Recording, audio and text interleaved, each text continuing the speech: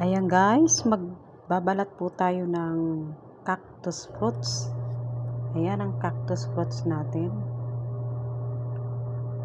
Hugasan po muna natin guys kasi masyadong delikado to kapag hinuhugasan.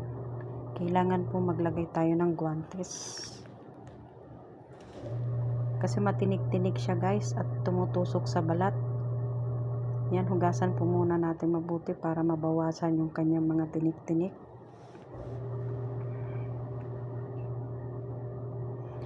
Mahirap po siyang balatan guys. Kailangan talagang ingat. Ayan. Makapal kasi ang balat niya guys. At mabalahibo. Matinik-tinik. Yung balahibo niya ay parang balahibo ng kawayan tumutusok sa ating balat. At kapag tumusok ang balahibo nito sa ating balat, mahirap tanggalin guys.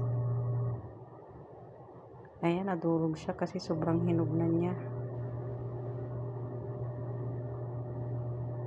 Kaya kailangan kapag binabalatan, ganyan. Kahit nakagwantes ka na guys, tumutusok pa rin yung kanyang matutulis na balahibo sa guwantes. Ayan, di ko na malaman kung anong klaseng hawak ang gagawin ko rito sa cactus fruits na to guys.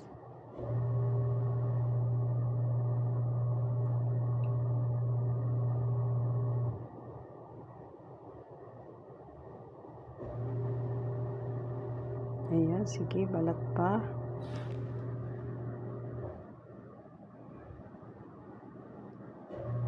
Ayan.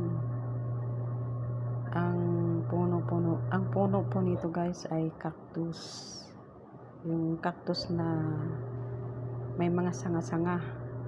Ayan na guys, nabalatan na natin. Ayan.